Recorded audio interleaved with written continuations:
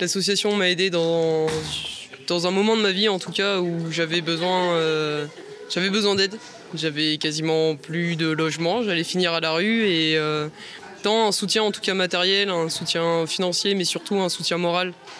J'ai rencontré Rennes, j'ai rencontré en tout cas des bénévoles et qui m'ont aidé en tout cas à aller de l'avant. D'avoir mon permis, de faire des dossiers en tout cas envers la préfecture pour avoir en tout cas un prêt. Et non, c'est une expérience en tout cas qui m'a beaucoup touchée.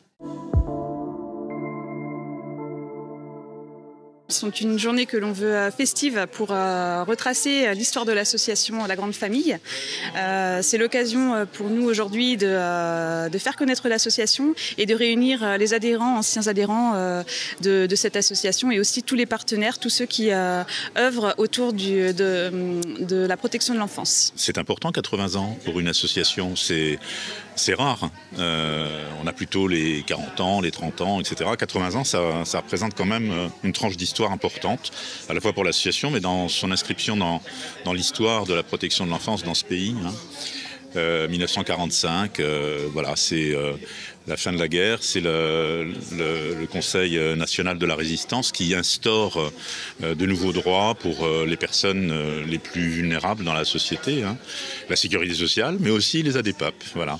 Donc c'est une association qui représente les pupilles et anciens pupilles de l'État, qui les accueille, qui les représente au conseil de famille des pupilles de l'État en Vendée ici, mais dans tous les départements de France, et qui effectivement leur garantit une place dans la société en termes de regroupement associatif, de pouvoir être et faire de cette association ce qu'ils en veulent, puisque c'est leur association. C'est pas la nôtre pour eux, c'est leur association, l'association des pupilles et des jeunes ayant été accueillis en protection de l'enfance à l'aide sociale à l'enfance.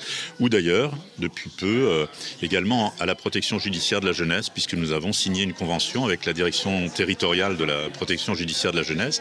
Donc même des jeunes qui auront eu un parcours plus particulier du fait de leurs difficultés, leurs actes de délinquance éventuels ou d'autres, sans avoir été pris en charge par l'aide sociale à l'enfance, mais par la PJJ, la protection judiciaire de la jeunesse, peuvent nous rejoindre et participer aux activités de l'association.